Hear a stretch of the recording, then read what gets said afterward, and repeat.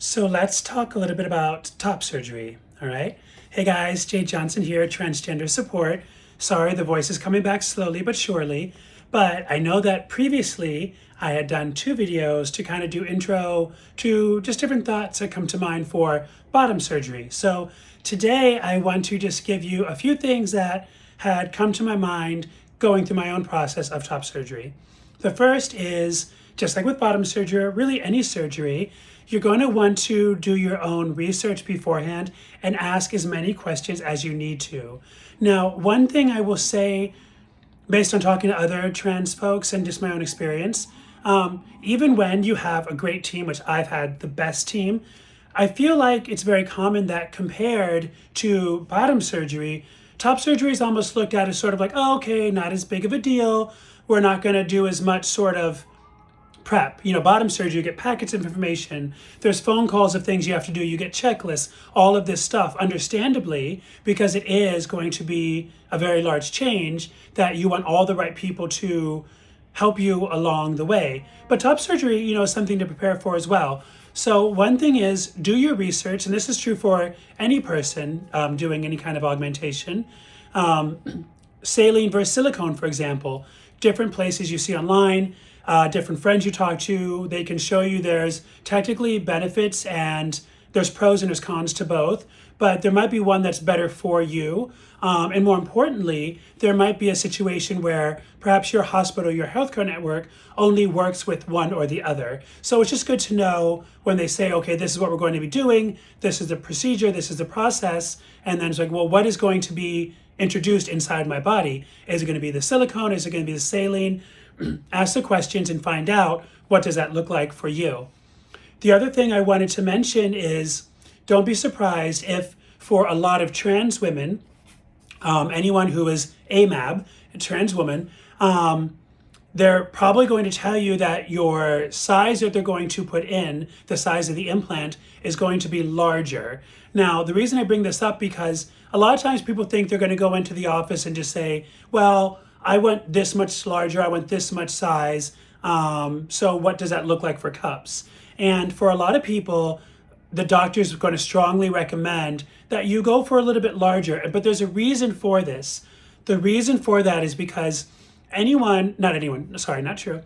many people who are anatomically male at birth or AMAB, so that's going to be a lot of trans women, you're going to have a different torso structure and specifically broader shoulders. That's going to be very common. Again, not everyone, but for many. And the reason that's relevant is because the physician is going to have to look at proportion and how everything looks proportionally from front on, from the side, etc. And so if you're coming in with sort of broader shoulders, that's going to be something that they're going to probably look at and potentially say, we're going to recommend a larger insert for you because that's going to be proportionally more balanced. So if you think about it, I can't think of the numbers right now in the cc's, but if you just go for like a D cup, for example, a D cup on somebody who has broad shoulders and is over 6 foot is going to maybe appear large, but certainly not as large as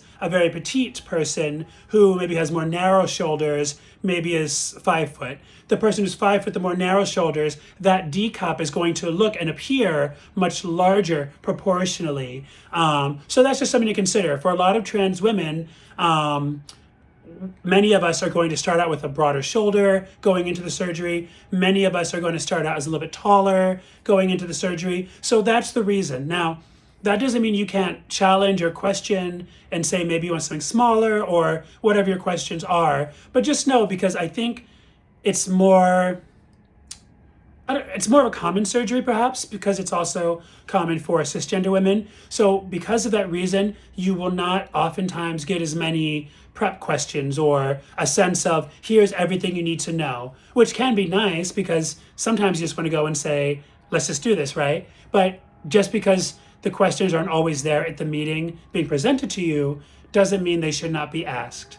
The other thing I want to say to maybe close out, and I'll do more later, is after the surgery, they will tell you that, you're going to have some healing, of course. Actually, a couple of things about this that are kind of funny anecdotally. The first thing is they will let you know you're going to do some healing.